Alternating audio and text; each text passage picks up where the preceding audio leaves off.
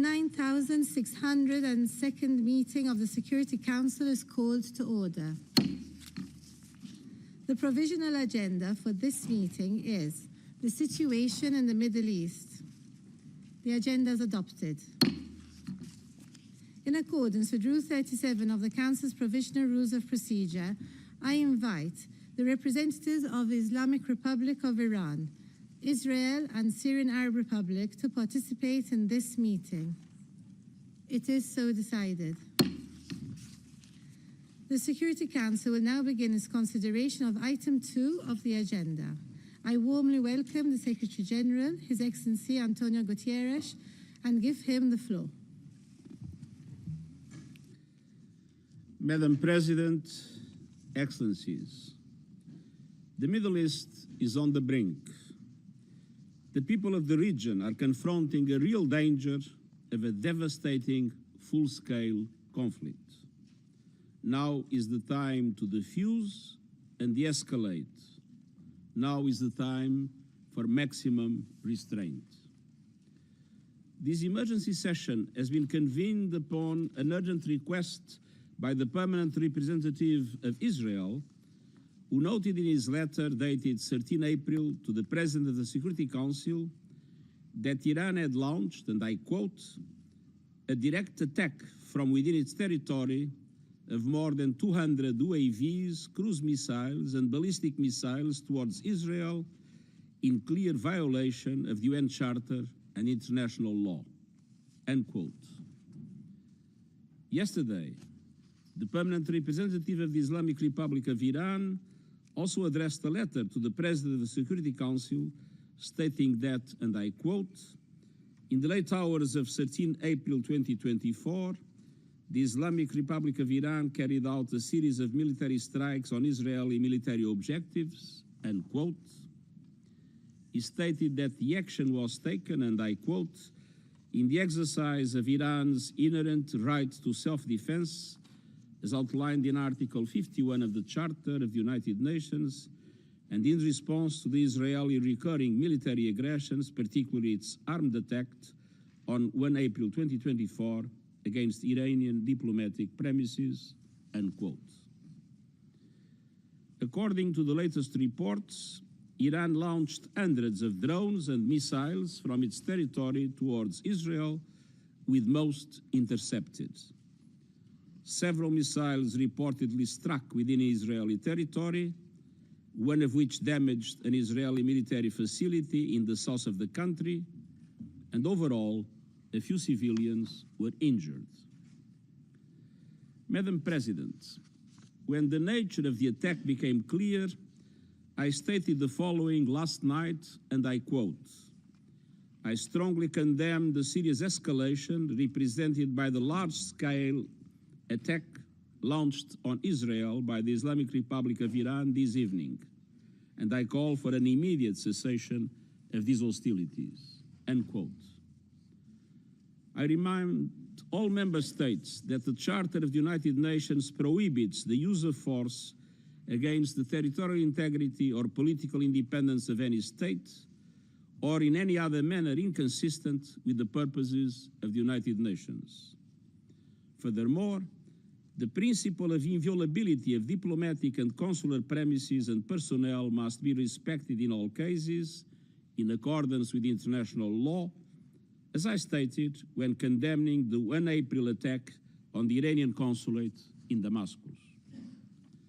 Madam President, it's time to step back from the brink. It's vital to avoid any action that could lead to major military confrontations on multiple fronts in the Middle East. Civilians are already bearing the brunt and paying the highest price.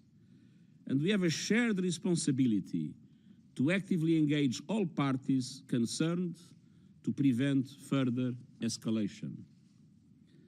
As the Friendly Relations Declaration of 1970 states, acts of reprisal involving the use of force are barred under international law. We have a shared responsibility to secure an immediate humanitarian ceasefire in Gaza, the immediate and unconditional release of all hostages, and unimpeded delivery of humanitarian aid. We have a shared responsibility to stop violence in the occupied West Bank, de-escalate the situation along the Blue Line, and re-establish safe navigation in the Red Sea. We have a shared responsibility to work for peace. Regional and indeed global peace and security are being undermined by the hour. Neither the region nor the world can afford more war. Thank you. I thank the Secretary General for his briefing. I now give the floor to those council members who wish to make statements. I pass the floor to Guyana. Thank you, Madam President. I thank Secretary General Guterres for his briefing and acknowledge the participation of the permanent representatives of Iran, Syria, and Israel in today's meeting. Guyana is alarmed over the recent escalation of tensions between Israel and Iran, especially in a region that is already experiencing intense conflicts. We urge the parties to exercise maximum restraint, to desist from launching further retaliatory attacks, and to seek the path of peace. Any further attacks will have devastating region-wide consequences, and also for the wider international community. The world cannot afford another war, and the Middle East certainly cannot afford another war. The attack on Iran's diplomatic facility in Damascus earlier this month and Iran's attacks on Israel yesterday have only served to heighten tensions in the region. We urge the parties to abide strictly with their charter obligations and to avoid a larger conflagration. As with any conflict, it is always innocent civilians who bear the brunt, with women and children suffering disproportionately. We are seeing, for example, how civilians in the occupied Palestinian territory and other parts of the region are already reeling from unprecedented levels of suffering as a result of the ongoing conflict between Israel and Palestine. Madam President, Guyana further calls on countries of the region to fully comply with their international obligations and to uphold the principles of respect for sovereignty and territorial integrity. We also demand full adherence to international law, including the United Nations Charter, and for the parties to settle their differences through peaceful and lawful means. Madam President, violence begets violence and compromises peace and security. Guyana reiterates its call on all parties to choose the path of peace and dialogue. I thank you. I thank the representative of Guyana and pass the floor to Sierra Leone. Madam President, I thank you for convening this meeting. I also thank UN Secretary General, His Excellency Antonio Guterres, for his important briefing on the latest gravely concerning development in the Middle East.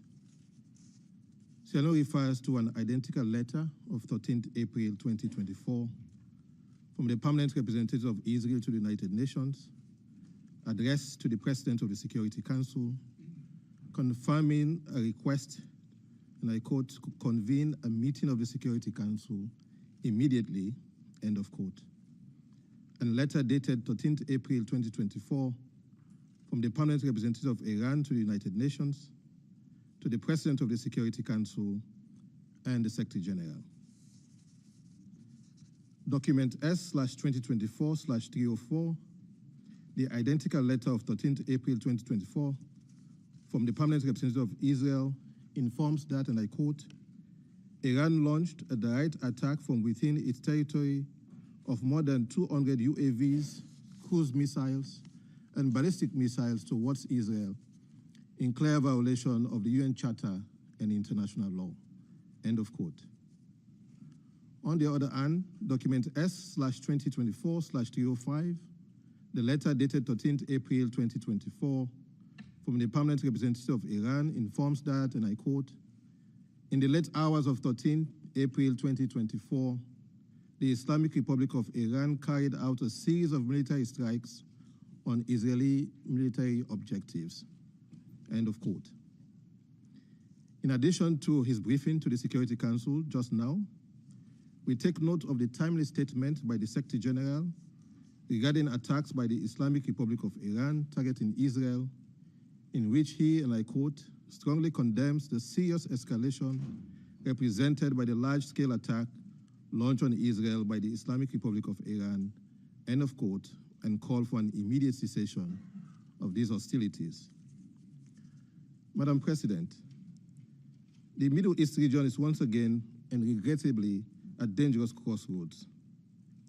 The escalating tension in the Middle East is dangerous and unprecedented, with the potential to destabilize not only the entire region, but impact global peace and security. Less than 2 weeks ago, in this Council, Sierra Leone strongly condemned the use of force in violation of the UN Charter, relevant international law, including the development and conduct of friendly relations, diplomatic and consular protections, as well as conduct in the region that may lead to an escalation or exacerbate tensions in the already volatile situation. In a similar way, Sierra Leone strongly condemns claimed reprisal attacks not in conformity with international law and the UN Charter. With the Middle East at a knife's edge and at the precipice of a dangerous escalation, either by an intentional calculus or accidental one, with equally grave global ramification, the path to peace is certainly not tit-for-tat military attacks, but rather de-escalation and diplomatic engagement. To this end, we call on both parties and all other involved parties to exercise maximum restraint and resist the urge to the further resort to the use of force. We call on the parties and all other involved parties to be mindful of their obligations under international law, the UN Charter, and to comply with all relevant Security Council resolutions. The parties are unequivocally obligated to comply with their international law obligations, the UN Charter principles and provisions in good faith, in particular, the imperative for the peaceful resolution of dispute and the respect for the sovereignty and territorial integrity of each state. In urging de-escalation, Sierra Leone is also mindful of the ongoing hostilities in the Gaza Strip and the further imperative for the full implementation of Security Council resolutions 2712, 2720, and 2728. The United Nations must not retreat from its important purpose and role in confronting the consequential challenges of our times. The Security Council must continue to play its part as envisaged by the UN Charter. Further, Sierra Leone expresses full support for the United Nations Secretary General and its envoys and representatives to use the good offices of our organization to lead efforts in ensuring de-escalation. All involved parties must move onto the path of peace, peaceful coexistence, and good neighborliness through negotiations. States with influence over the parties are called upon to leverage such influence for de-escalation and peace. Let us choose peace, security, and stability over war. I thank you. I thank the representative of Sierra Leone and pass the floor to Slovenia. Thank you very much, Madam President. I want to thank Secretary General for joining us and for sharing with us his assessment of the situation. I also want to welcome the presence of the representatives of Israel, of Iran, and Syria at the meeting. I would like to start by expressing our deepest concern over the recent developments in the Middle East. We strongly condemn the large-scale attack on Israel launched by the Islamic Republic of Iran yesterday. We resolutely deplore the serious escalation, as we have done in the case of the attack on the Iranian consulate last week. The sequence of these events threatens to accelerate the spiral of violence, escalating into a broader conflict of unpredictable scope. It is crucial for all involved parties to recognize the severity of the situation and immediately cease hostilities. We call on all countries to respect and act in accordance with international law.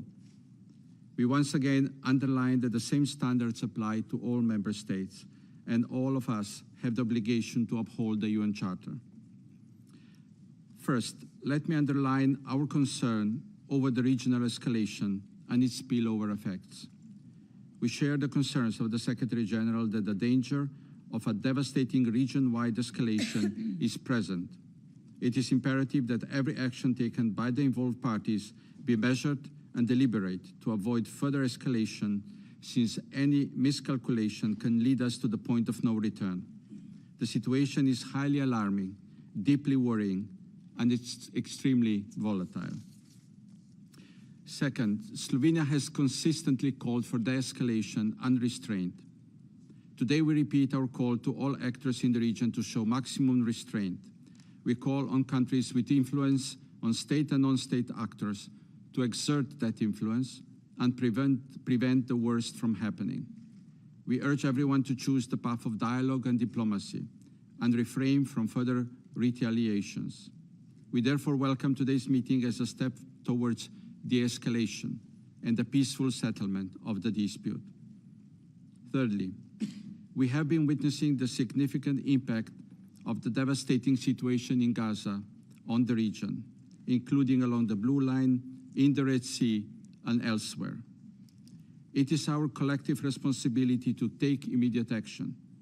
By adopting Resolution 2728, we took a step forward in addressing the crisis. However, our failure to ensure its full implementation represents a critical setback. Slovenia continues to believe that a ceasefire in Gaza would have a calming effect on tensions in the region. Every moment we delay, the risk of a broader conflict increases. Madam President, in these chaotic times, another major military confrontation in the Middle East could lead to devastating consequences for the region and the world. Placing the interests of the people in the region and international peace and security first, Slovenia calls for restraint by all actors and return to diplomacy. As a Security Council member, we are ready to fully engage in a comprehensive response to the crisis in the region.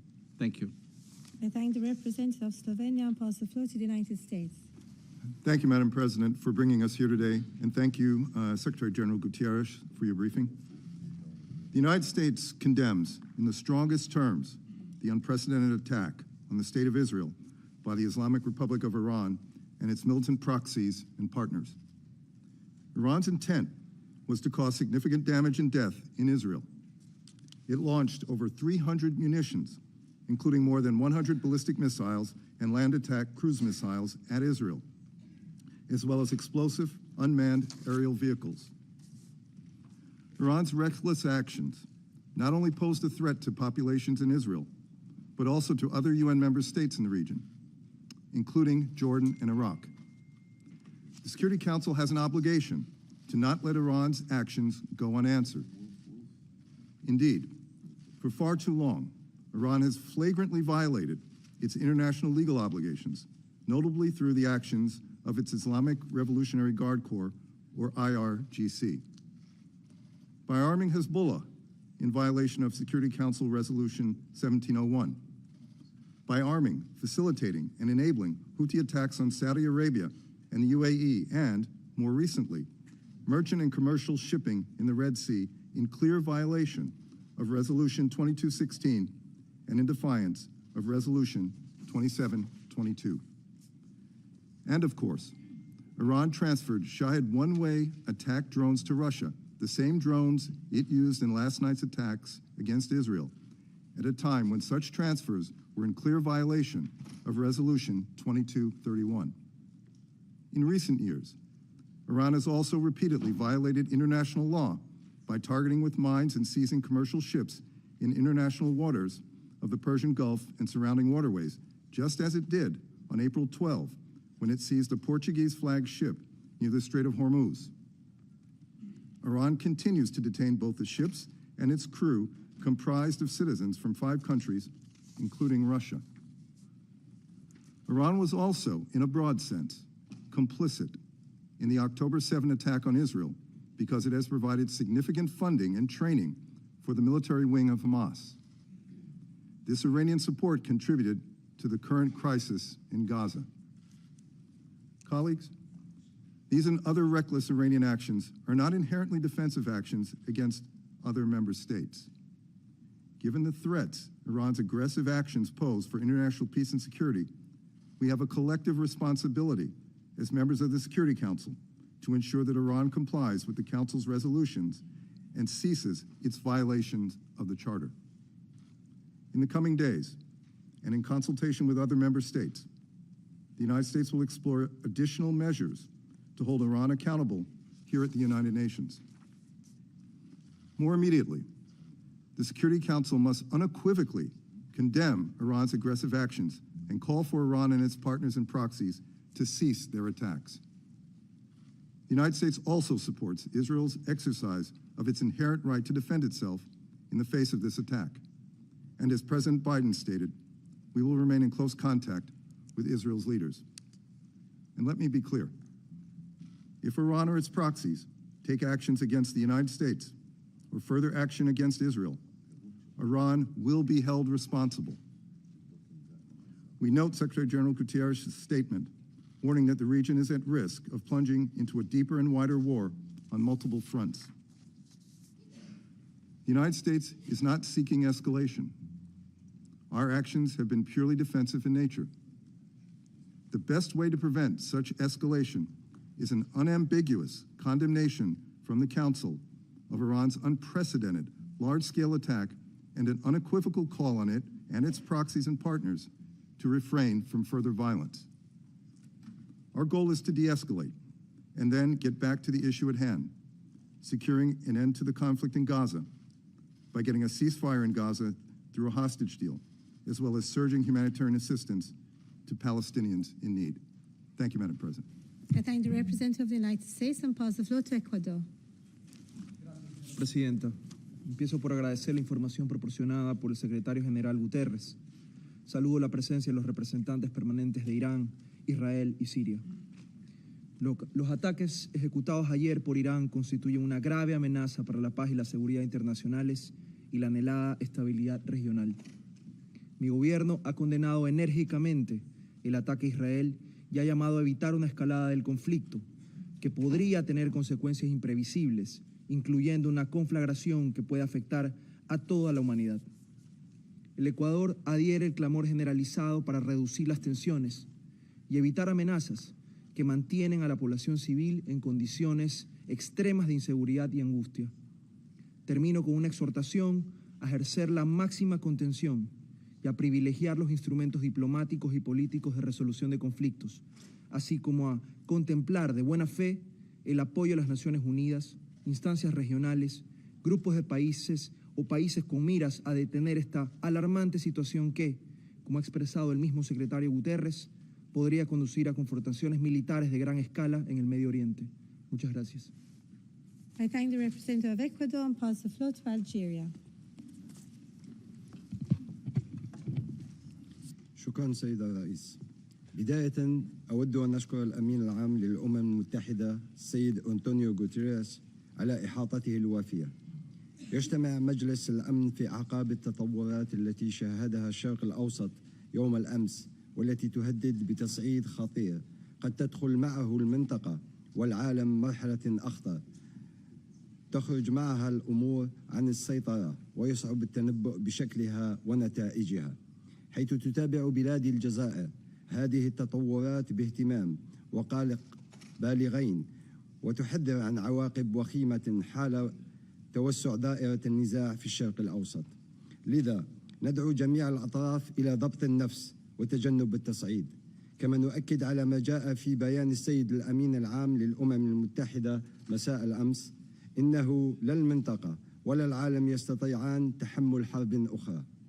ولقد حذرنا خلال جلسة مجلس الأمن التي ناقشت هجمات قوات الاحتلال الإسرائيلي على مبنى السفارة الإيرانية بدمشق مطلع هذا الشهر من مغبة عدم وضع حد لسلوك الاحتلال وغطرسته بالمنطقة، كما شددنا على أن ذلك العمل الخطير يمكن أن يجر المنطقة بأسرها إلى الصراع. واليوم تتبدى وجاهة رأينا وصدق تحذيرنا.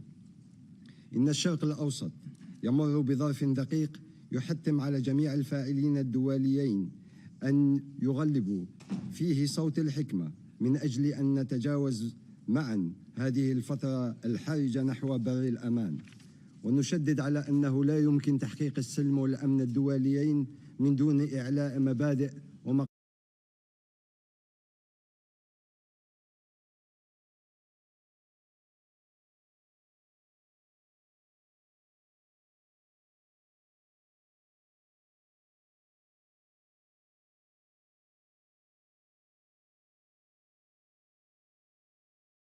Today we are at a crossroads. Either we hold tight to the international law without any adaptation or cajoling or blandishment, or we risk being submerged into chaos and lack stability. The crises in the Middle East are part and parcel of each other, and they are all interrelated, and that's why the root causes should be addressed, and the root cause is the Israeli occupation. The recent developments cannot overrule or cover the central question, which is the aggression on the unarmed Palestinian people in Gaza, and at the same time, we can never use as a pretext or cover to launch a land attack against Rafah. And we would like to reiterate that it is totally rejected and we need to avoid any attack on Rafah because its ramifications on the region would be catastrophic. We would like to reiterate that the de-escalation things in the Middle East on the short term would have to go through reaching a ceasefire in Gaza, and also to put an end to the heinous killing machine and the collective punishment that's being carried out against the Palestinian people. Sustainable peace and security in the region would only be attainable through empowering the Palestinian people of its legitimate rights and inalienable right as well, and to put an end to Israeli occupation across all Arab territories. And that's why the Security Council should rise to the occasion and deliver on its functions on the protection of international peace and security, and prevent any further deterioration, and therefore to work afterwards seriously on establishing the independent Palestinian state with Al-Quds al-Sharif, Jerusalem, its capital, and to put an end of the Israeli occupation of all Arab territories. Thank you, Madam President. I thank the representative of Algeria and pass the floor to Japan. Thank you, Madam President. I also thank Secretary General for his timely briefing on this urgent matter. We are now witnessing an extremely dangerous situation that could cause catastrophic consequences for the whole region and the world. Japan is deeply concerned about the attack by Iran against Israel using numerous drones and missiles, which put huge population in real danger and could further aggravate the current turmoil in the Middle East. Japan strongly condemns such an escalation. We are seriously concerned that this large military action will increase the already extremely heightened tensions in the Middle East and lead to a wider and more serious regional confrontation with global security and economic ramifications.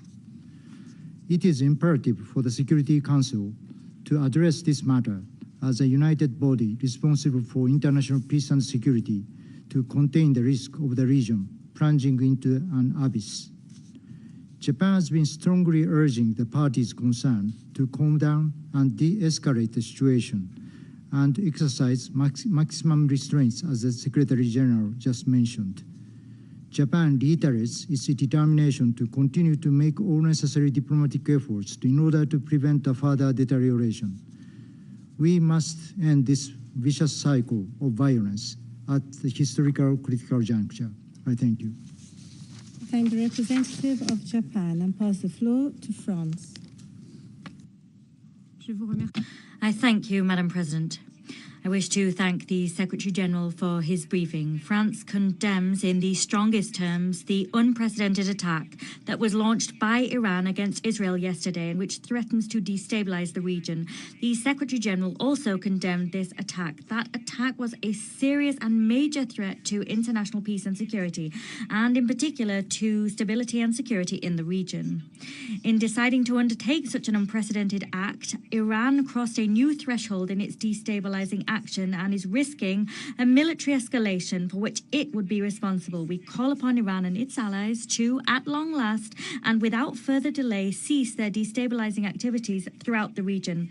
France expresses its solidarity with the Israeli people and recalls its commitment to the security of Israel, of our partners, and to regional stability. We welcome the fact that, very fortunately indeed, Israel was able to successfully repel that attack.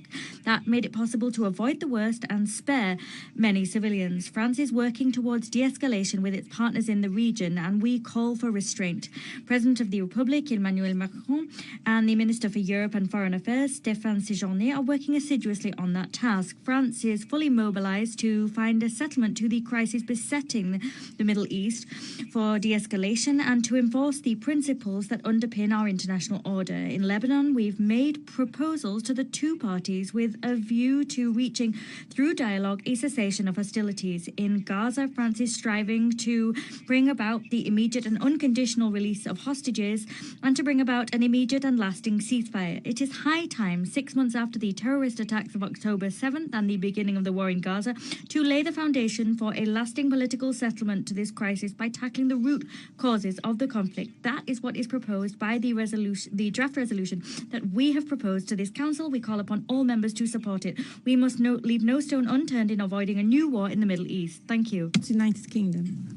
Thank you, President, and thank you, Secretary General, for briefing us today. The United Kingdom condemns unequivocally Iran's reckless attack against Israel, which risked thousands of civilian casualties. The scale and nature of Iran's heinous assault, the first direct attack from Iran on Israeli soil, poses grave risks to the security and stability of citizens across the Middle East.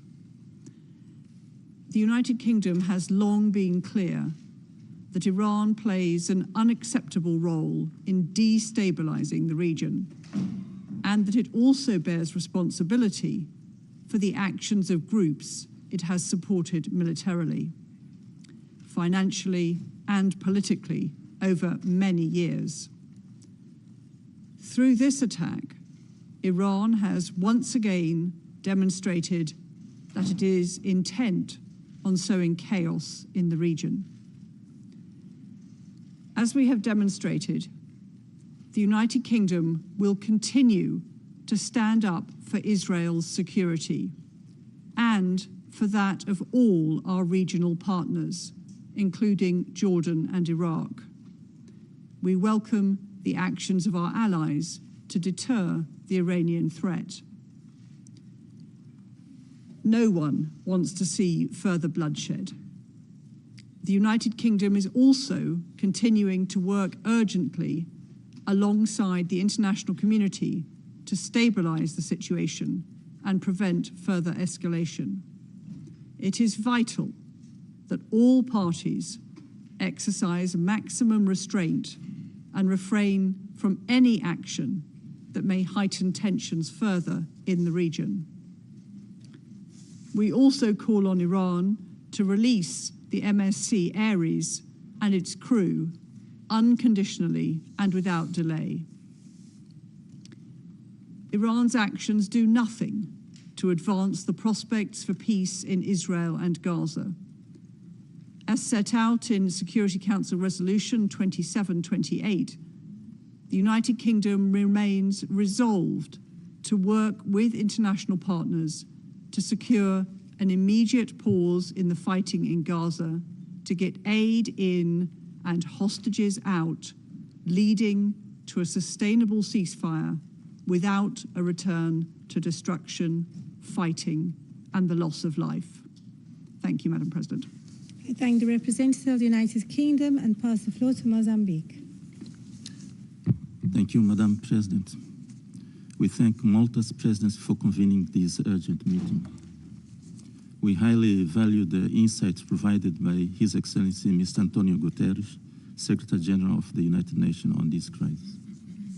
Madam President, precisely 2 weeks ago, when discussing the Israel airstrike on the Iranian diplomatic mission in Damascus, we raised serious concern that the incident could escalate regional tensions and could potentially lead to retaliation and heighten the conflict between Israel and Iran.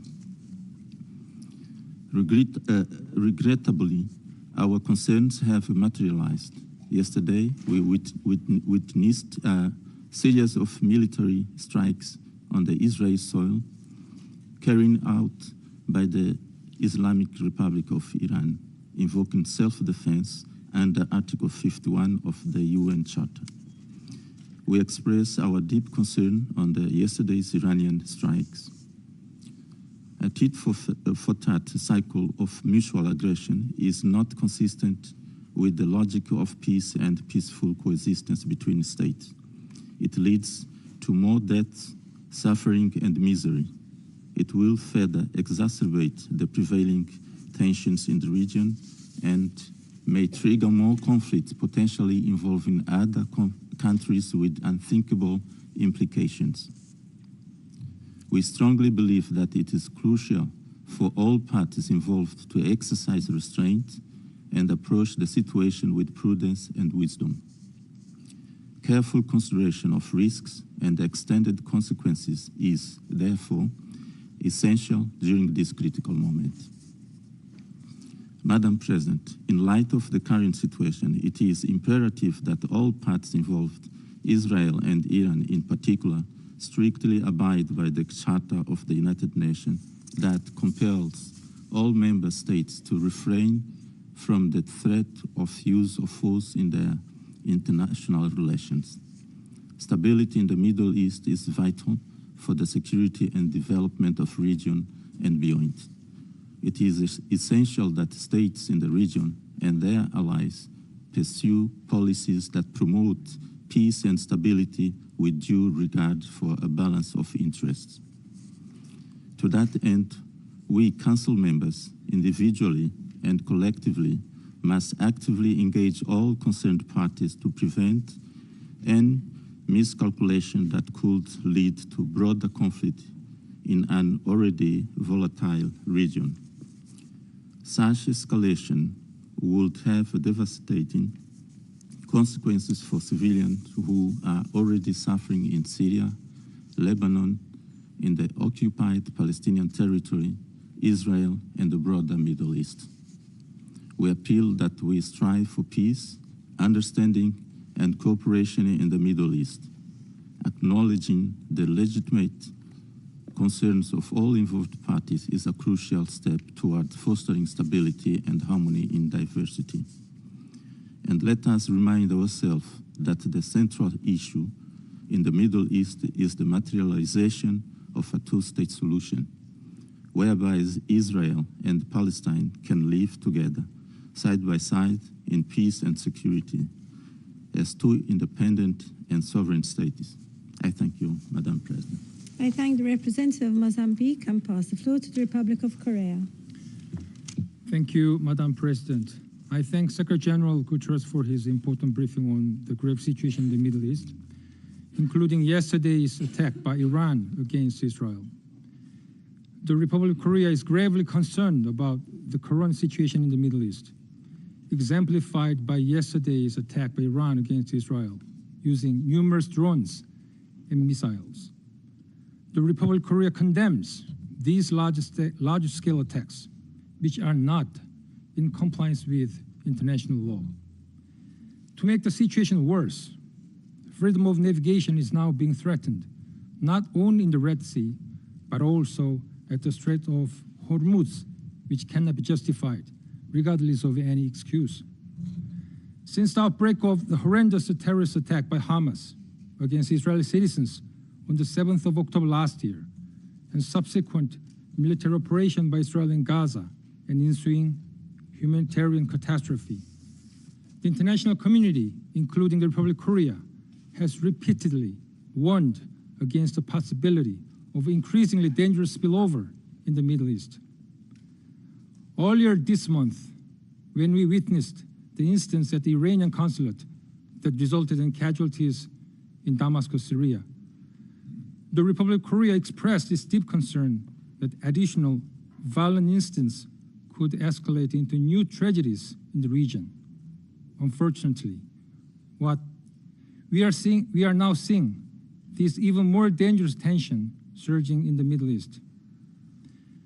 Amidst the worst escalation in the Middle East, where the entire region stands at the risk of being engulfed in the flames of war, what is crucial is finding the most effective solution to ease the tension, rather than finger-pointing and debating over who and what triggered the current situation. Thus, the Security Council should gather the wisdom of all its members. We can still step back from the brink.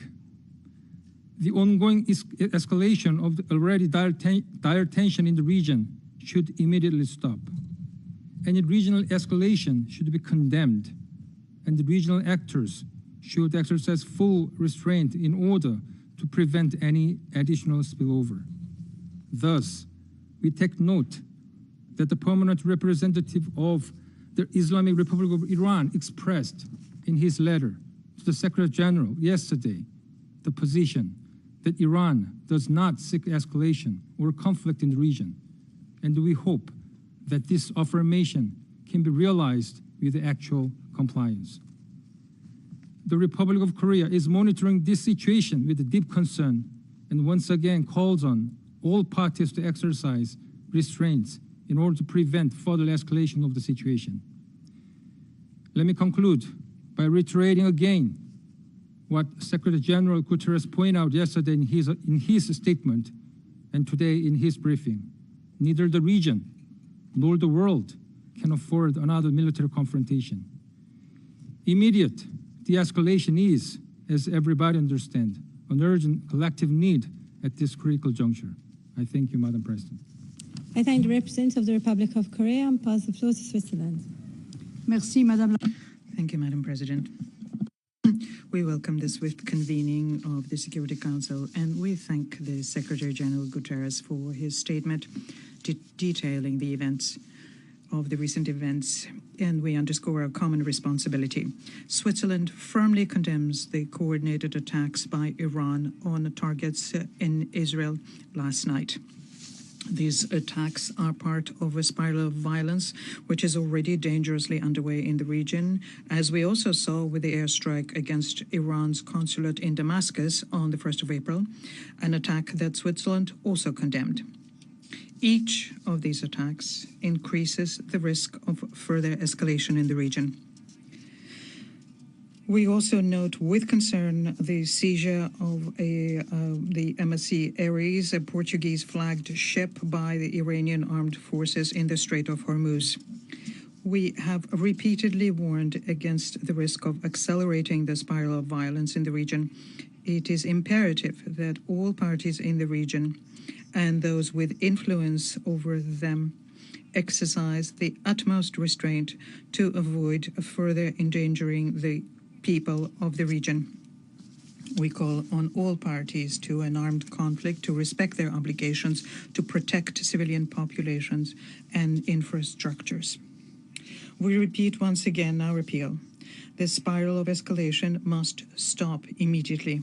The region must not be plunged into an even wider and deadlier conflict at a time when we are facing a catastrophic humanitarian situation in Gaza and when tensions and exchanges of fire at the blue line between southern Lebanon and between southern Lebanon and Israel are at an all-time high. We call for full respect and support for UNIFIL mission and other UN missions in the region. De-escalation must be the priority. This includes the implementation of Resolution 2728.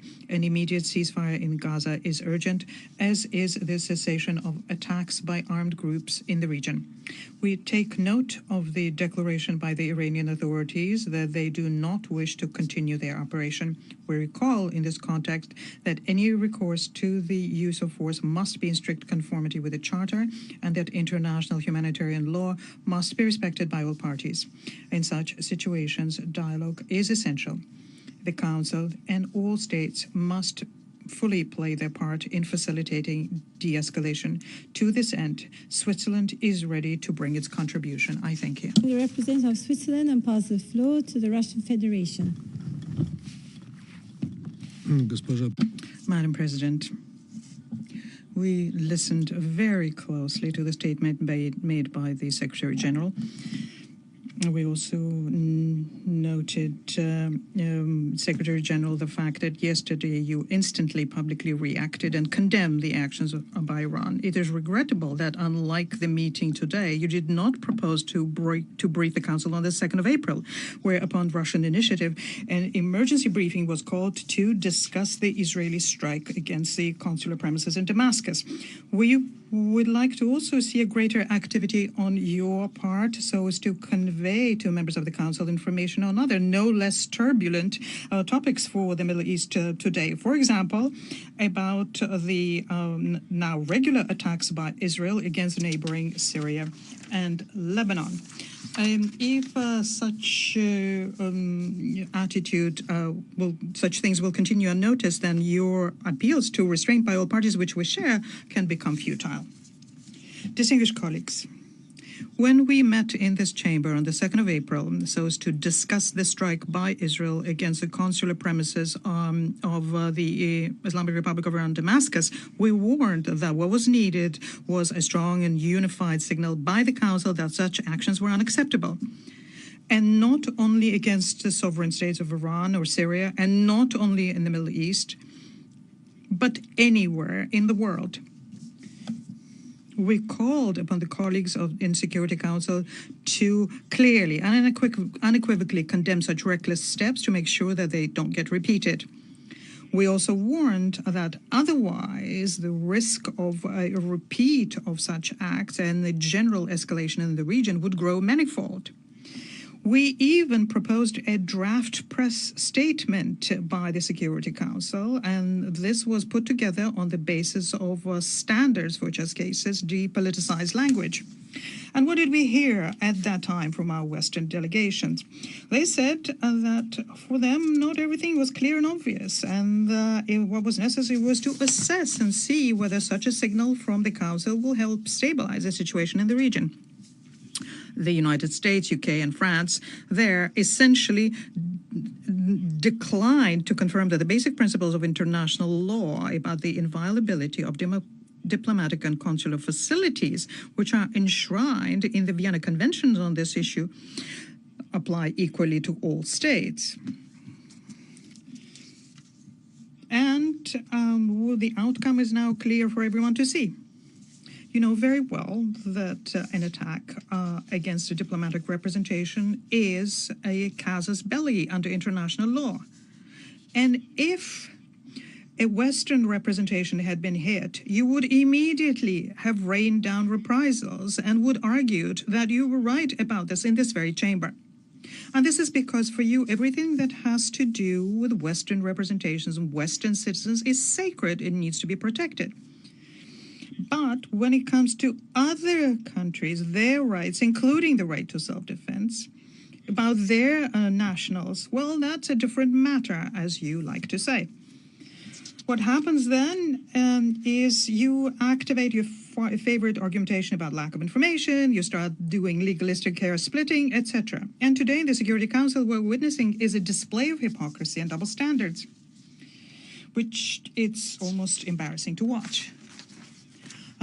Russia has warned on many an occasion that the fact that many crises in the Middle East are unsettled, first and foremost in the area of Israeli and Palestinian conflict, which are frequently fueled by irresponsible, unilateral, and provocative acts, will lead to a growth of tension in the whole region.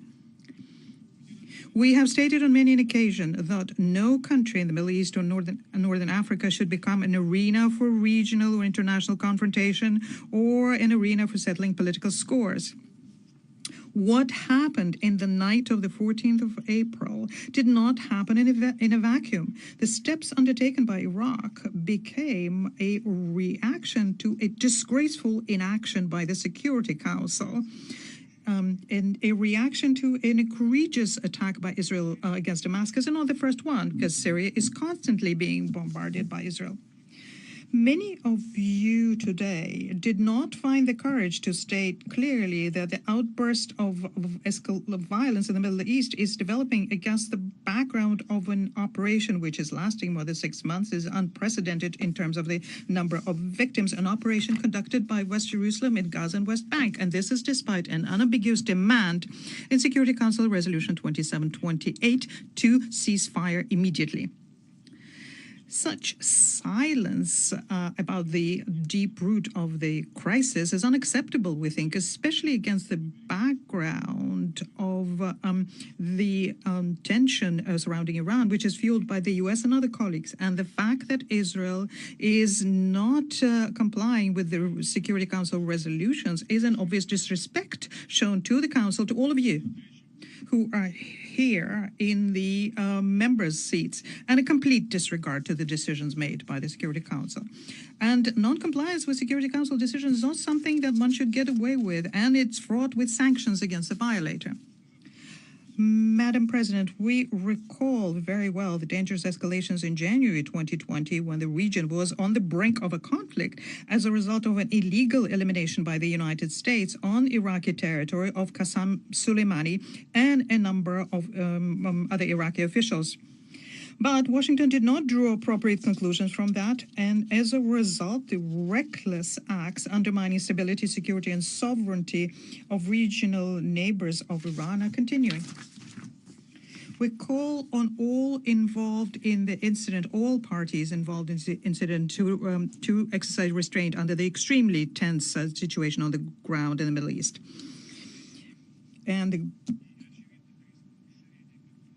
And the obvious risk of the conflict growing and becoming a region-wide.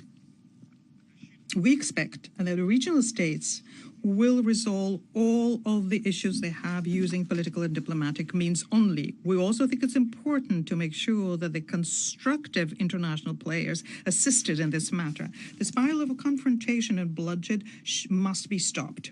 We think it's urgent for the entire international community to undertake all efforts necessary to de-escalate the situation.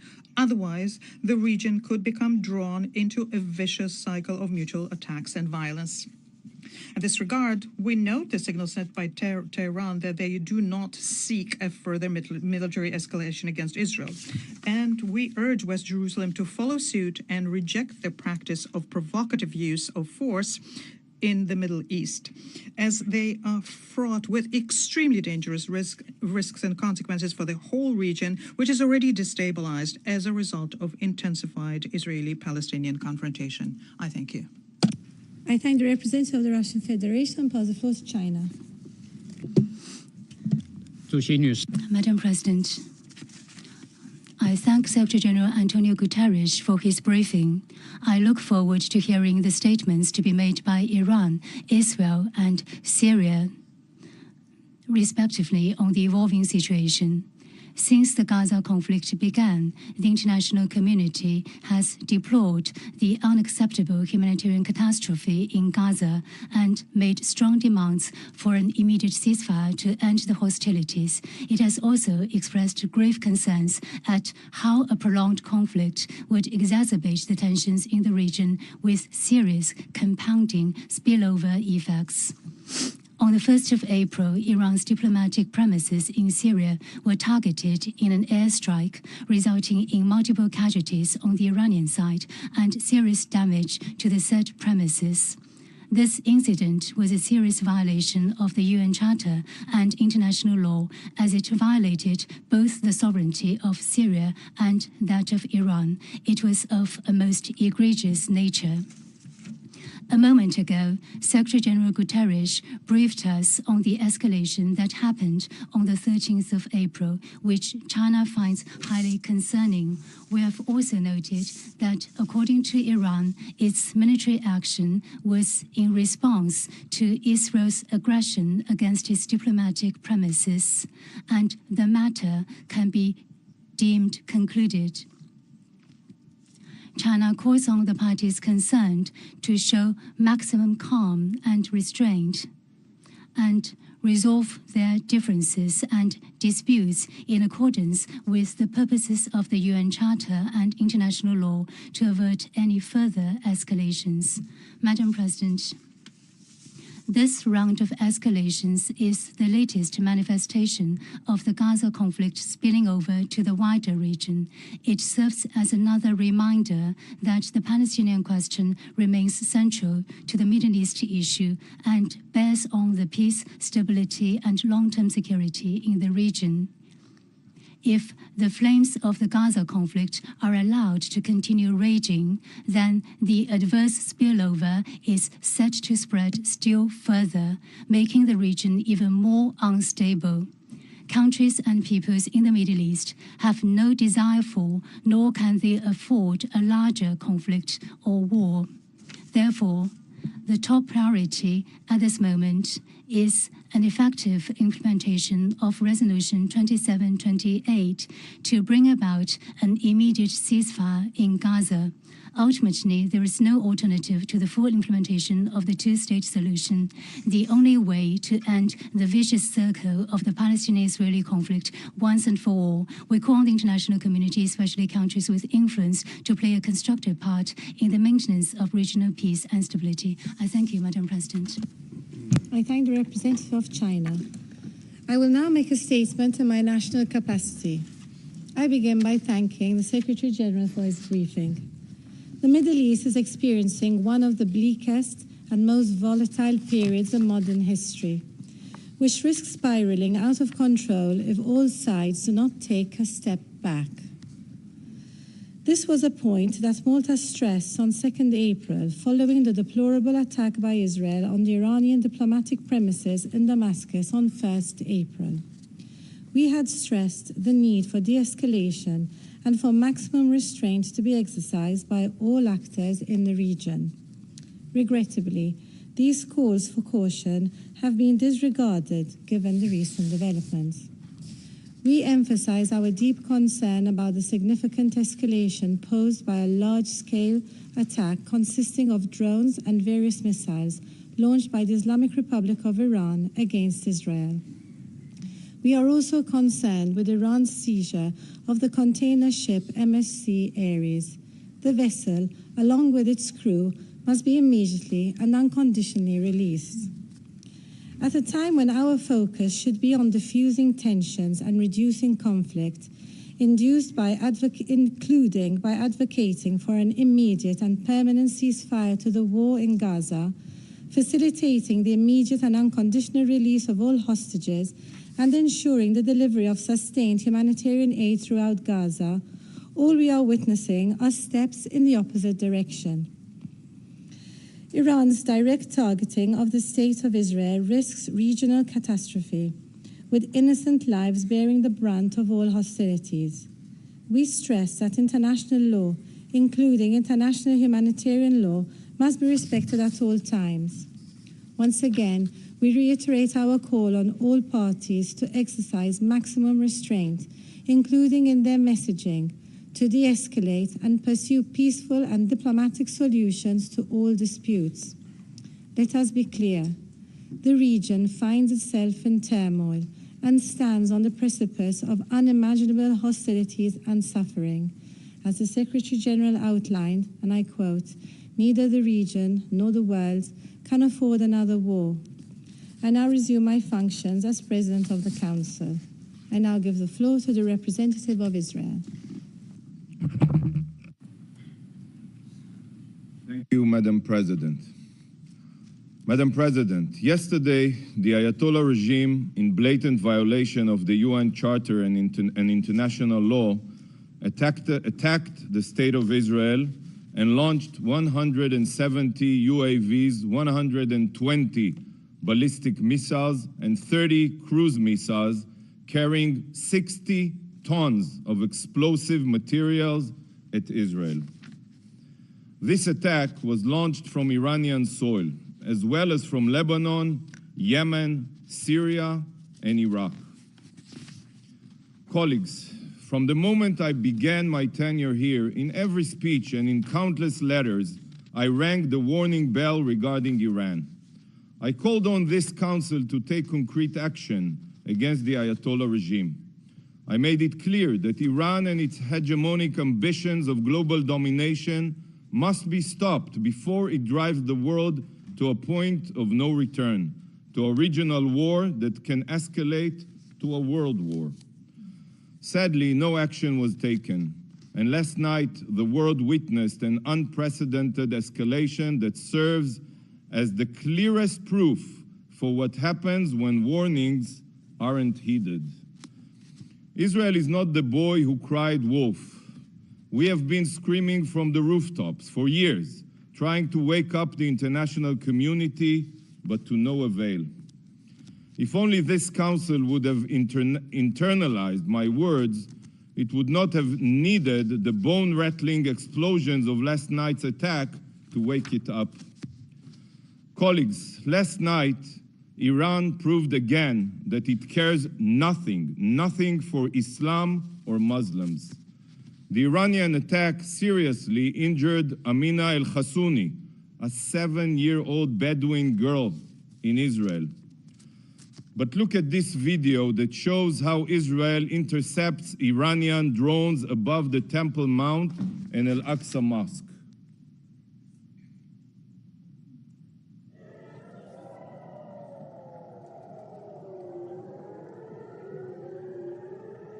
Here, you can look at it. This is the Al-Aqsa Mosque.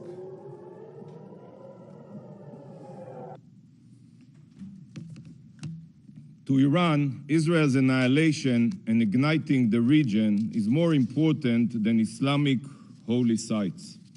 The Ayatollah regime, in its plot to impose a global Shiite hegemony through its proxies, has even attacked Saudi Arabia, as we all remember, Aramco oil field, the United Arab Emirates, and anyone else they view as an obstacle. I asked the Algerian representative here, how this make you feel? Is this a price you support, attempting to blow up mosques and murdering Muslims? Yet, while this direct Iranian attack on Israel was the first of its kind, it is just the most recent chapter in a blood-soaked saga that started from the moment the Islamic Revolution reared its head. The Ayatollah regime has a clear plan. Its goal has been and continues to be world domination by exporting its radical Shiite revolution across the globe. I assume you all know it.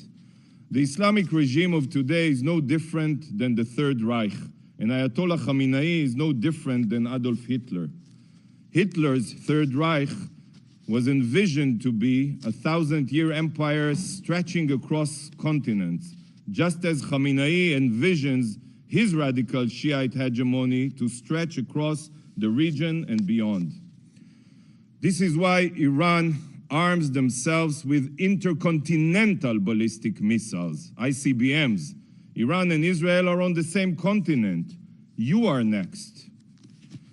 The Ayatollah regimes acts like the Nazi regime, and their army includes Hamas, Palestinian Islamic Jihad, Hezbollah, the Houthis, the Revolutionary Guard, and other savage jihadists. Instead of shouting, Sieg Heil, these radical Nazi Islamists scream death to Israel, death to America, death to England. Just like the Nazi regime, the Ayatollah regime sows death and destruction everywhere it touches. For the past years, Ukrainian civilians have been killed from the skies with Iranian weaponry. President Zelensky, in condemnation of Iran's attack last night, said, and I quote, "The sound of Iranian Shahed drones, a tool of terror, is the same in the skies over the Middle East and Europe. This sound must serve as a wake-up call to the free world. Listen to President Zelensky and wake up." Just like the ever-reaching hand of the Wehrmacht, Iran struck Albania with cyber attacks and launches strikes against Kurds in Iraq. We all remember the 2021 attack on the oil tanker Mercer Street, in which British and Romanian crew members were killed. And just yesterday, Iran seized a Portuguese cargo ship The crew being held right now by Iran includes Indian, Filipino, Pakistani, and Russian nationals. Iran threatens global maritime trade. Iran is not only a terror state, Iran is a pirate state. Colleagues, just this week, the court in Argentina held Iran directly responsible for the 1994 terror attack in Buenos Aires on the Jewish Community Center, which killed 85 people and wounded 300. And just like the Third Reich and their brutal SS officers, the Iranian regime not only spreads evil abroad, but also torments and murders their own citizens. In 2023 alone, the Ayatollah regime executed 834 Iranians. The regime oppresses women while murdering them for not wearing their hijab properly. When the Iranian people peacefully protest this brutality, they are suppressed by live ammunition. Hundreds of protesters were killed and thousands have been arrested. This is a regime that allows its own people to die of thirst in Isfahan, while it funds terror around the world with billions of dollars. What have you done to defend the world from Iran? Seriously, the entire globe is suffering from Iran, including the Iranian people. Please defend them. For years, the world has watched the rise of a Shiite Islamist Reich. Yet, just like during the rise of Nazism, the world has been silent, deafeningly silent. Mr. Secretary General, Iran has been violating Security Council resolutions and the UN Charter for years. They supply Hezbollah with weapons in violation of resolutions 1559 and 1701. They advance weapons proliferation in violation of resolution 2231. They violate resolutions 1540 and 2216. Why have you not used all possible means to condemn Iran and demand compliance? Why have you instead rolled out the red carpet for these genocidal jihadists? Why do you treat them as if they are interested in de-escalation when you know that the opposite is true? Colleagues, Iran's strategy has been crystal clear. Arm, fund, and train terror proxies across the globe to carry out Iran's murderous scheme of domination. But today, the mask of Iranian deniability has been removed. No more hiding and no more bluffing. No more shirking of responsibility. Iran has attacked Israel from its own sovereign territory, publicly and proudly. The mask is off. Iran, the #1 global sponsor of terror, has exposed its true face as the destabilizer of the region and the world. And now, right now, is when the world must stop ignoring Iran's crimes and take action. As Iran's mask has fallen, the world's complacency must also fall. The mask comes off and the gloves must come on. The snooze button is no longer an option. The only option is to condemn Iran and utilize every means necessary to make them pay a heavy price for their horrible crimes. Iran and its axis of supporters must be shown that the civilized world will no longer stand idle. While many countries immediately condemned the attack, those who did not must ask themselves, how do you want history to remember you? Council members, last night's attack was a blatant violation of international law and the UN Charter. It was an act of utter escalation that can drag the entire region and world into war. But can you imagine if the attack was carried out under an Iranian nuclear umbrella? Or if some of Iran's missiles had nuclear warheads? The regime that launched an unprecedented strike on Israel, a fellow member state of the UN, is barreling towards nuclear capabilities. This is a terror state responsible for global destruction, and soon they will have nuclear capabilities. You all know that Iran is systematically violating the JCPOA and has enriched uranium up to 60% purity and even more. Iran's breakout time to produce an arsenal of nuclear weapons is now weeks, mere weeks. No concrete action has been taken, and the IAEA inspectors have been kept in the dark. Iran is on the verge of becoming a nuclear power. It should terrify every member of this council. Take a moment to think what would happen if Ayatollah Khamenei could have launched a nuclear bomb last night. Is this the world we want to live in? So, to the JCPOA signatories, I say, initiate the snapback mechanism today. Initiate it. Impose all possible sanctions on Iran before it's too late. We need a world led by Churchills, not Chamberlains. Colleagues, on October 7th, Hamas, with Iranian funding, with Iranian weaponry, with training, carried out the most brutal massacre of Jews since the Holocaust. They slaughtered our children. They burned entire communities. They raped our women.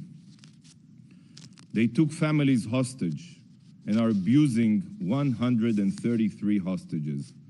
Hezbollah, with its Iranian arms and sponsorship, have fired thousands of rockets into Israel since October 7th, decimating towns.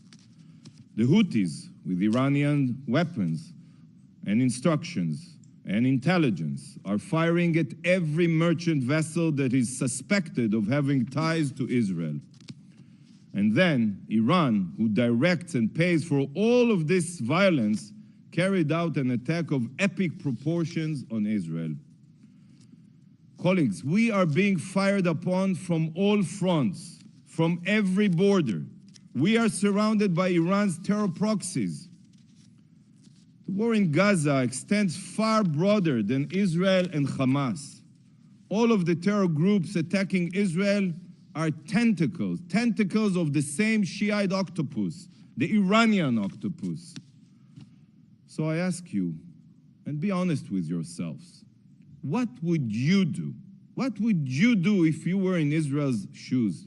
How would you react if your existence was threatened every single day? While the Ayatollah regime thinks, they only think, that Israel is a frog in a boiling water, that we are becoming accustomed to the threats on our survival and won't notice until it's too late, they are wrong. You are wrong.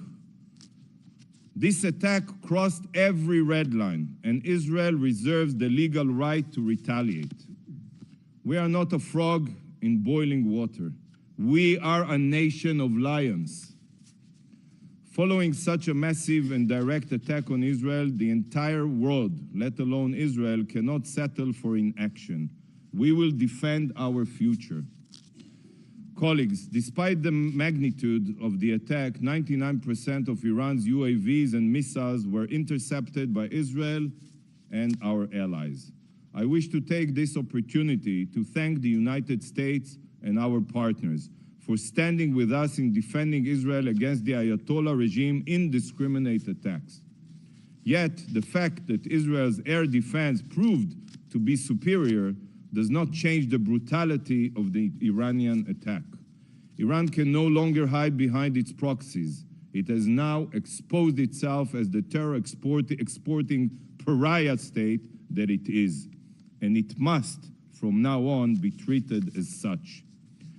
It's not enough to remove Iran from the UN Commission on the Status of Women. Iran is the world's worst human rights violator, and such a regime cannot hold any UN position. No more red carpet treatment here at the UN. No more appeasement.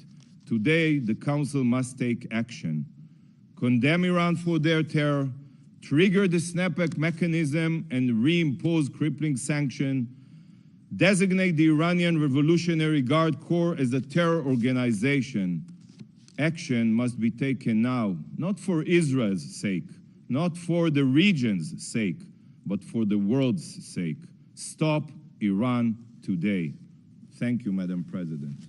I thank the representative of Israel. I pass the floor to the representative of the Islamic Republic of Iran. Thank you.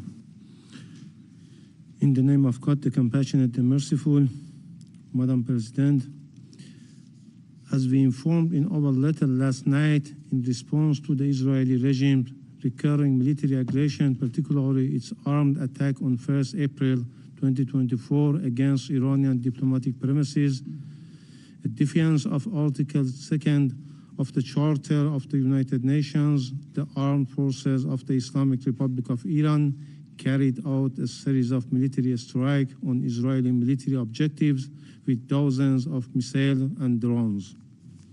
Iran's operation was entirely in the exercise of Iran's inherent right to self-defense as outlined in Article 51 of the Charter of the United Nations and recognized by international law. This concluded action was necessary and proportionate. It was precise and only targeted military objectives and carried out carefully to minimize the potential for escalation and prevent civilian harm. Madam President, we thank those members of the Council who condemned the Israeli armed attack against our diplomatic premises in Syria.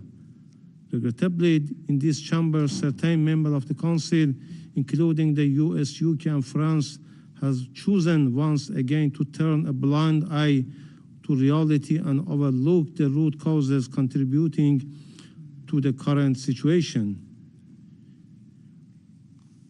In hypocritical behavior, these three countries falsely blamed and accused Iran without considering their own failures to uphold their international commitment to peace and security in the region.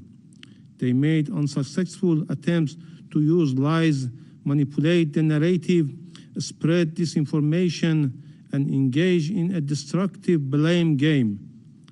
All the while, they deliberately disregarded Iran's inherent right to respond to the violation of a fundamental principle of international law, the inviolability of diplomatic representative and premises. Moreover, they ignored the underlying root causes of the current situation in the region. For over 6 months now, these countries, especially the United States, have shielded Israel from any responsibility for the Gaza massacre, while they have denied Iran's inherent right to self-defense against the Israeli armed attack on our diplomatic premises. At the same time, they shamefully justified the Israeli massacre and genocide against the defenseless Palestinian people under the pretext of self-defense. They made cynical attempt to justify and cover up the atrocities of the Israeli regime against the people of Palestine by arbitrary and misleading interpretation of self-defense. Madam President, following the Israeli regime cowardly terrorist and armed attack against our diplomatic premises in Damascus, the Syrian Arab Republic, on the 1st of April, we notified the UN Security Council and Secretary General of such international wrongful act, as well as of Iran's inherent right under international law to respond to such terrorist armed attack. Also, in a phone conversation with the UN Secretary General on 2nd April, Iran Foreign Minister discussed the situation and called for taking appropriate action and a strong condemnation from the international community for this horrific crime. We called upon the Security Council to strongly denounce this unjustified criminal and terrorist act, taking decisive and appropriate measure to bring the perpetrators to justice swiftly and prevent the recurrence of such horrible crime against the diplomatic premises of any member state. Regrettably, the Security Council has failed in its duty to maintain international peace and security. Russia proposed a press statement to denounce this atrocious act, which was backed by China, Algeria, and many members, but was blocked by the US, UK, and France. Faced with such circumstances, the Islamic Republic of Iran had no choice but to exercise its inherent right to self-defense under international law. Madam President, the root cause of the current situation are clear to all. From the start of the Israeli war against Palestinian people in Gaza, more than 34,000 civilians, 2/3 of them children and women, have been killed. All civilian infrastructures have been targeted and destroyed by Israel. Even humanitarian workers have not been immune from the military attacks of this rough regime. The absence of accountability and conscious inaction faced with the Israeli genocide and war crimes against the Palestinian people has only emboldened this regime to continue its violation unchecked. The US and its allies have blocked the Security Council for over 6 months, protecting Israel from accountability for the Gaza massacre. They not only avoid condemning Israel for these atrocities, but also actively try to cover up them. Their sole priority is supporting and defending Israel regardless of the consequences and at all costs. Despite international pressure and UN Security Council resolution calling for a ceasefire, Israel has defied this resolution. Rather, its focus remains on committing more atrocious crimes, showing no regard for international legal obligation. Madam President, this lawless regime has committed many atrocious crimes against our people. This regime blatantly and openly admitted its responsibility for the terrorist and destructive operation committed against Iranian officials, scientists, and civilians, and sabotage against our peaceful nuclear infrastructure in recent years. This Israeli regime even made explicit threats to use nuclear weapons against a sovereign member state of the United Nations. This terrorist regime is responsible for all criminal and terrorist acts committed against Iran and must bear the consequences. The Islamic Republic of Iran has warned time and again about the repercussions of the malicious activities of the regime on regional and international peace and security. Iran has exercised maximum restraint. Now it is time for the occupying regime to bear full responsibility for its consequences. This regime cannot avoid accountability. Madam President, Israel's ongoing destabilized and irresponsible action and atrocities against the nation in the region are a real threat to regional and international peace and security. The Israeli Prime Minister's policy seeks to expand and escalate the conflict in the region to stay in power. The member of the Security Council must not allow such an august body, the Security Council, to be held hostage to the ambitions of such a belligerent regime.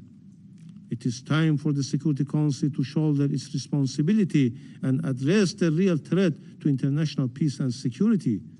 The Security Council must promptly fulfill its duty under Chapter 7 of the Charter in response to Israeli reckless defiance.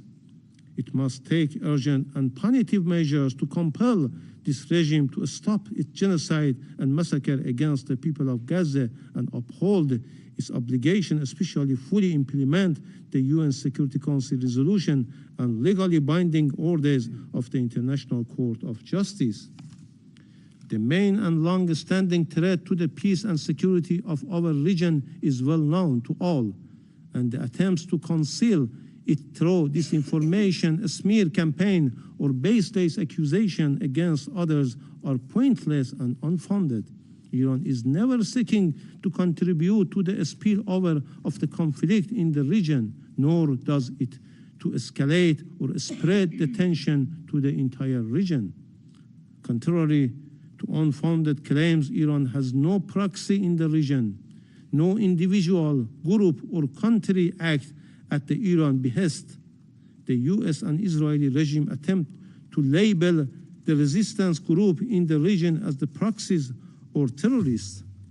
Their sinister aim is only to justify and legalize their malicious and destabilize activities in the region.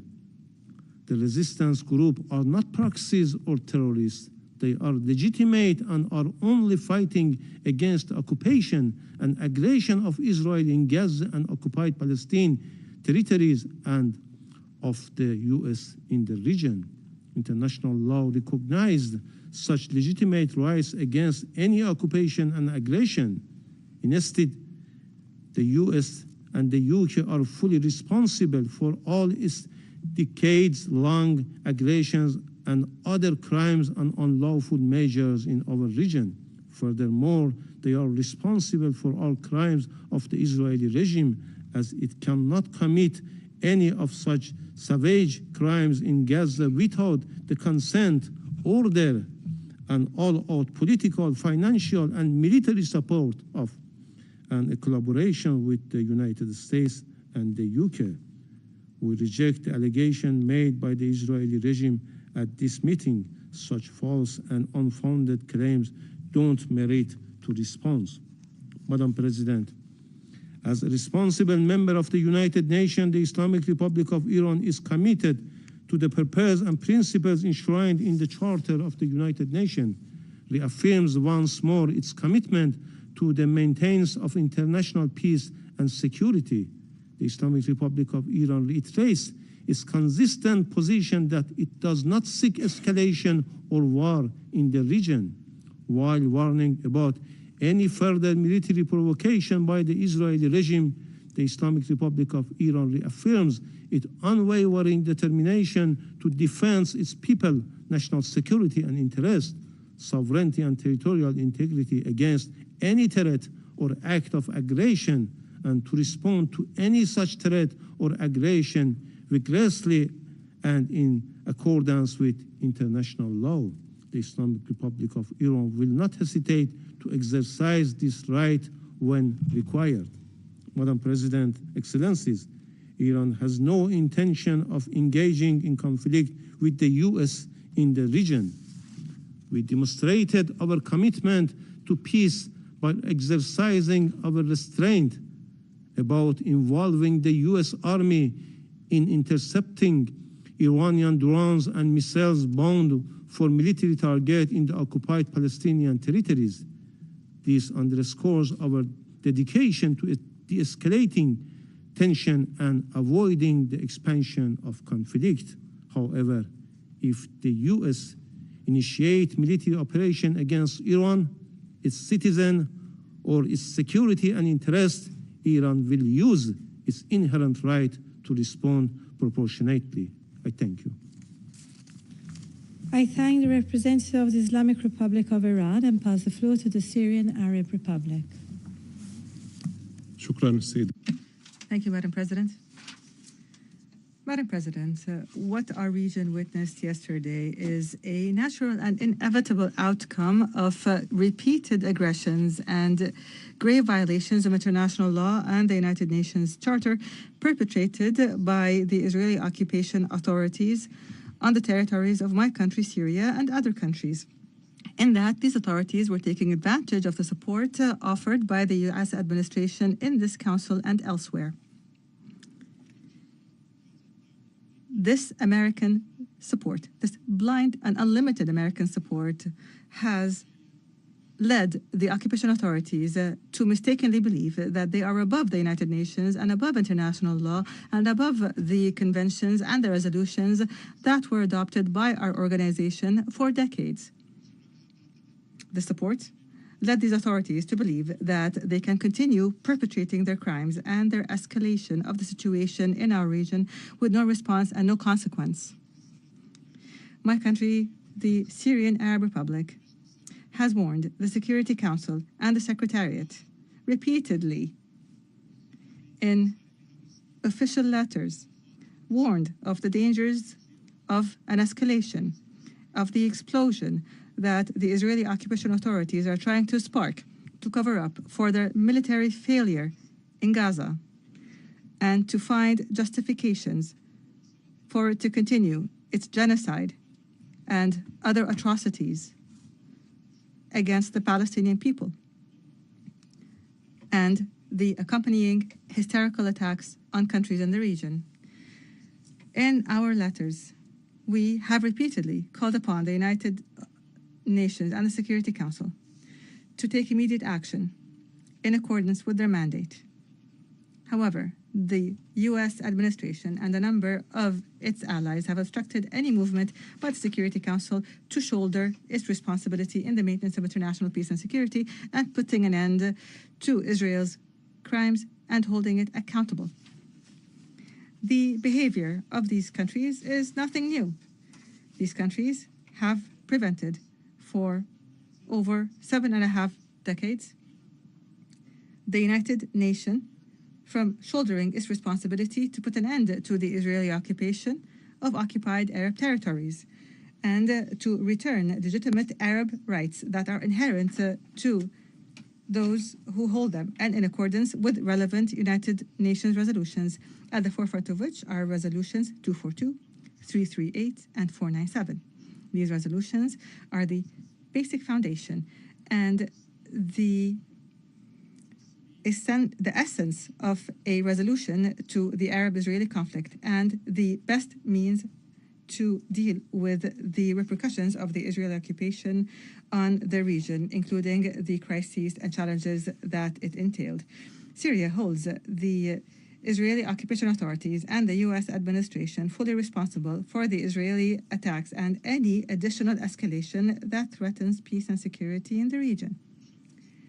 Syria stresses that our region has suffered enough from the violations perpetrated by the Zionist entity and the U.S. administration and its allies, violations of international law and the principles and purposes of the Charter. The time has come to take serious action where these states reconsider their destructive policies in our region and against our peoples.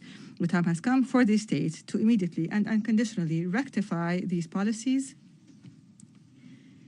including through imposing an immediate halt to the Israeli aggression on the Palestinian people and countries in the region.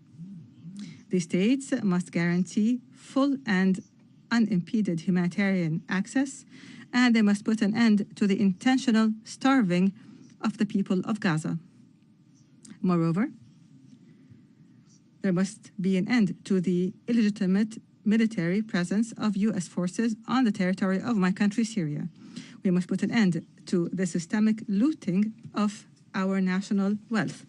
We must put a stop to the sponsoring of terrorist organizations and separatist militias.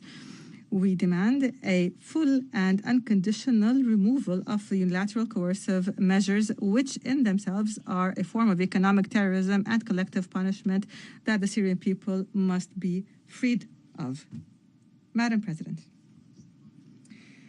we have listened to the statements delivered by some Western delegations, which have once again expressed their approach of hypocrisy and double standards. Some members of this council have grown used to offering their own interpretations of the Charter and use them to serve their own goals and greed, including Article 51, which guarantees a basic right for all our states, namely the legitimate right to self-defense. The United States of America and Britain and France have launched repeated aggressions on my country, which is thousands of miles away from them.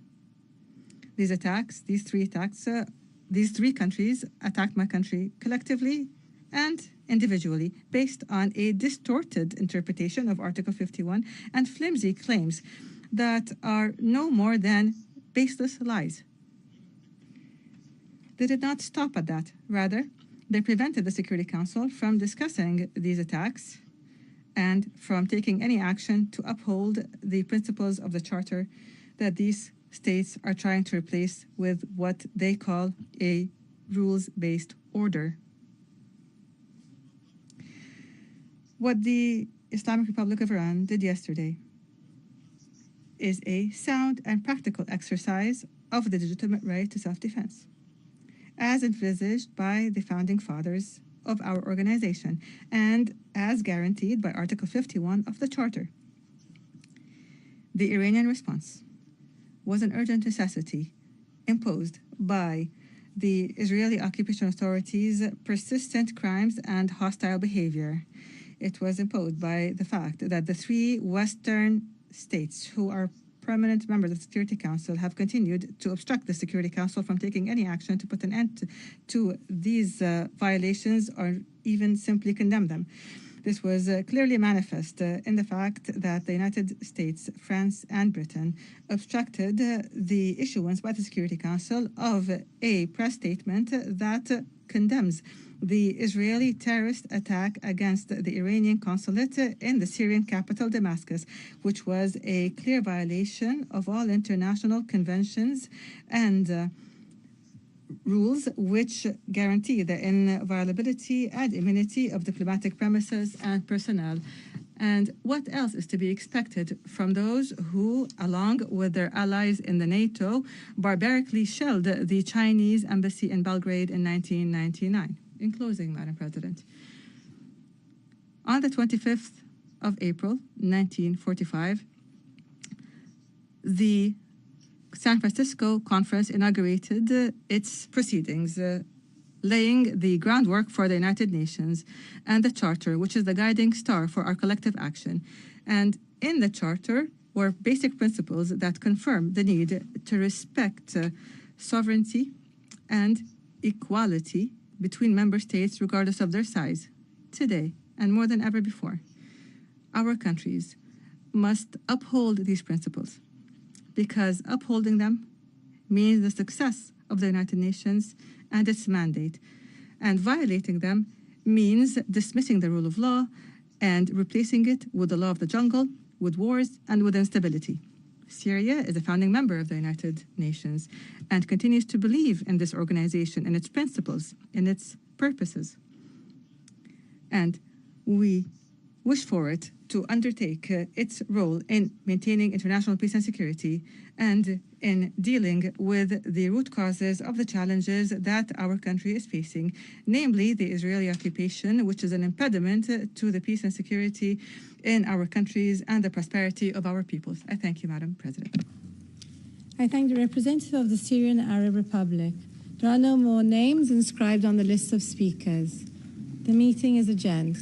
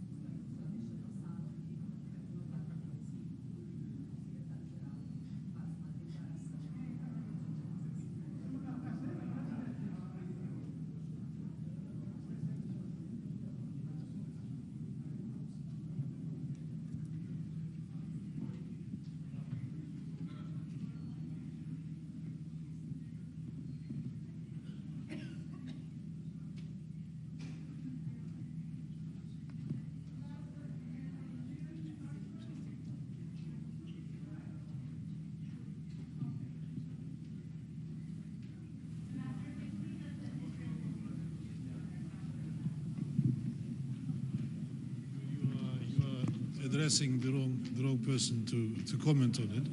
You heard that Tehran said that it is not intending to continue, so now it's the turn of the other side to stop, for which we are not just us called for. But I mean, altogether, if you consider how the issue was discussed, that was a scandalous and flagrant hypocrisy on how these two issues are treated by our Franco-Saxon colleagues. Is Ethiopia a product out of the Security Council?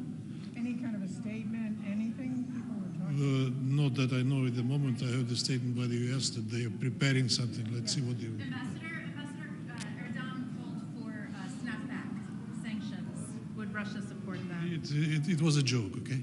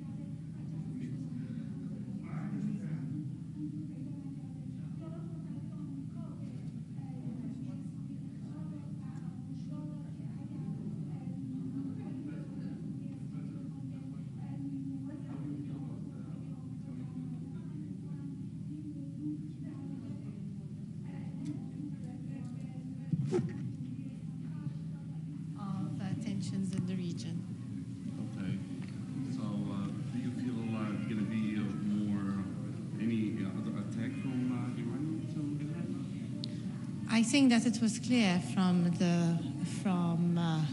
what was said around the table that nobody would like to see this. There was encouragement by the entire membership for this not to escalate any further.